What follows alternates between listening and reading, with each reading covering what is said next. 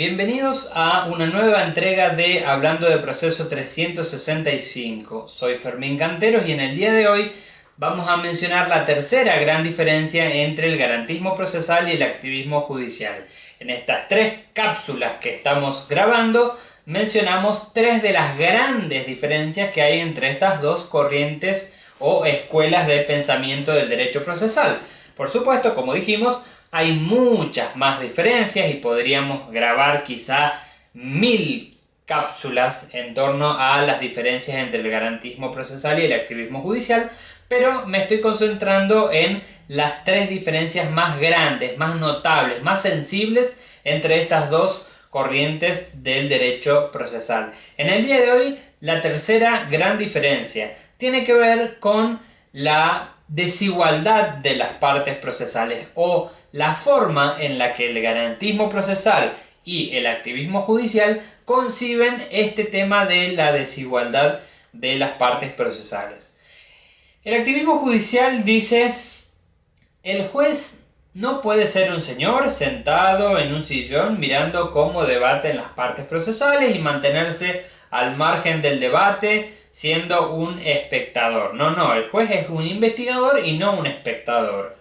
El juez no puede quedarse mirando solamente cómo debaten las partes porque las partes son desiguales.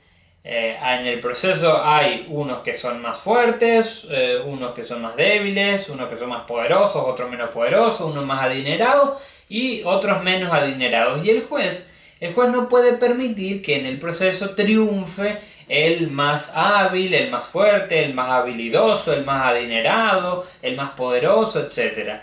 El proceso no está para eso. Hay otras disciplinas, dicen los activistas, hay otras disciplinas que premian la fuerza, la musculatura, la inteligencia, la habilidad, etc. El proceso no está para eso, el proceso no puede estar para eso, el juez no puede permitir que eso pase.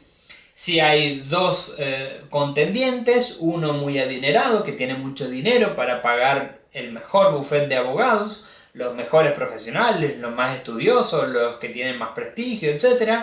Y hay otra parte que es pobre, que tiene menos recursos y que quizá no tiene para pagar un buen abogado y tiene que contratar quizá un joven recién egresado, un novel abogado sin experiencia, quizá sin demasiada preparación.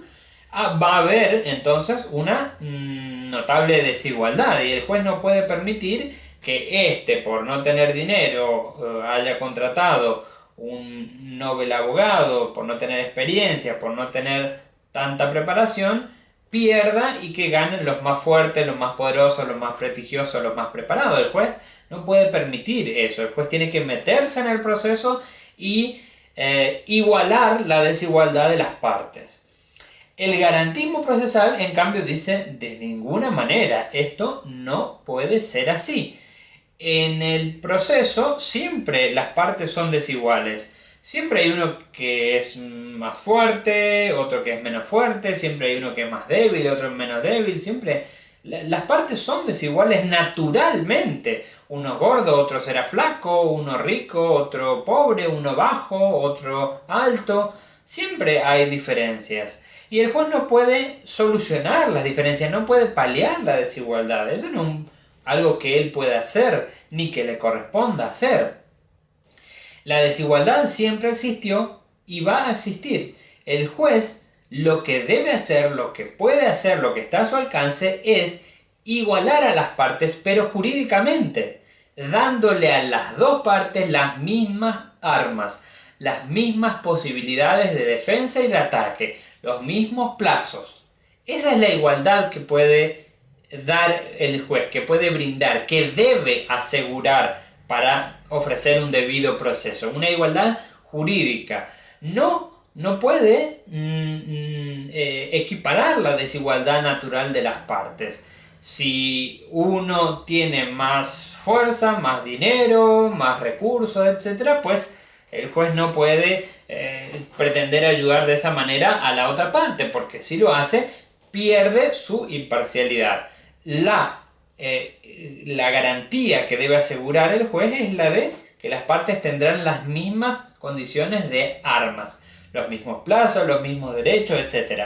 Ahora, la calidad del trabajo de los abogados es algo que el juez no puede asegurar, no puede meterse a tratar de equilibrar, no puede ofrecer argumentos a favor del que no está ofreciendo buenos argumentos. Eso es algo que el juez no puede no puede hacer.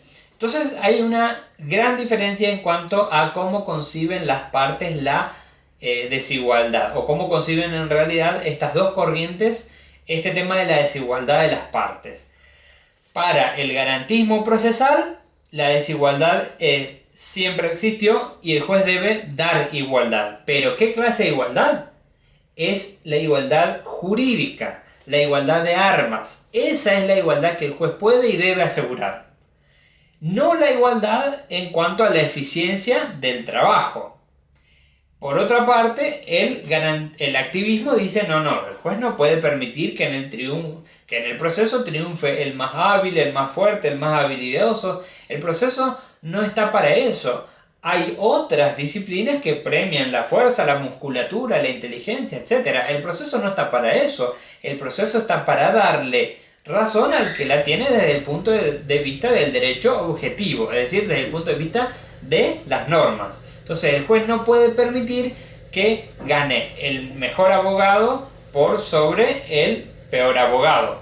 Si este peor abogado tiene razón, el juez deberá meterse en el proceso y desigualar o igualar, en su concepción sería igualar a las partes, ¿sí? Poner al otro, ayudando a una parte, a ponerse a nivel del otro. Entonces esta es la tercera gran diferencia que hay entre el garantismo procesal y el activismo judicial. El garantismo pregona que el juez no debe meterse para garantizar su absoluta neutralidad y que lo que debe garantizar es la igualdad jurídica de las partes y no la igualdad en cuanto a la eficiencia del trabajo. Por otro lado, el activismo pregona que el juez sí debe meterse en el proceso para que en el proceso no gane el que tiene el mejor abogado, el que tiene más recursos para pagar el mejor buffet de abogados, el que tiene más estudio, más inteligencia, más preparación jurídica, más versación jurídica, la parte que tiene los abogados que escriben mejor que los otros, etc.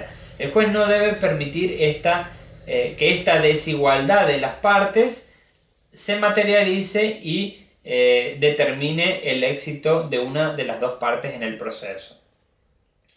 Entonces, esta es la tercera gran diferencia que existe entre estas dos corrientes jurídicas del derecho procesal, entre estas dos escuelas que son el garantismo procesal y el activismo judicial. Con esto finalizamos y quedan señaladas las tres grandes diferencias que podemos mencionar en breves minutos que dura esta cápsula entre el garantismo procesal y el activismo judicial. Como dije, hay muchas más y podemos estar mucho más tiempo hablando y mencionando y empezando a hilar un poco más fino y precisar mejor la diferencia entre los límites de una y otra. Pero básicamente esta será la tercera gran diferencia en cuanto a la desigualdad de las partes. Como dije, el garantismo procesal señala que el juez lo que debe hacer es garantizar una igualdad jurídica de las partes y no otra cosa. Y si las partes son desiguales y, por ejemplo, uno tiene un muy buen abogado o un grupo de muy buenos abogados y el juez ve que la otra parte quizá no tiene un correcto asesoramiento o no tiene una eficaz defensa, etc., a lo sumo lo que podrá hacer este juez imparcial es asegurarles la presencia de otro abogado, nombrarle de oficio, por ejemplo, un defensor que lo ayude, pero no meterse él a ayudar a las partes, no meterse él a solucionar los defectos de esta parte, los defectos de este abogado, no meterse él, el juez, a corregirle los errores procesales de esta parte para ayudarlo. No, no, no. Eso no puede ser, porque cuando eso pasa, el juez pierde su imparcialidad. El juez está beneficiando a uno y perjudicando al otro. Y eso no puede ser, porque cuando eso pasa, el juez se pierde su neutralidad y el proceso se desequilibra y se torna inconstitucional. Entonces, esta es en resumen la tercera gran diferencia entre el garantismo procesal y el activismo judicial. Nos vemos en alguna futura cápsula jurídica. Hasta luego.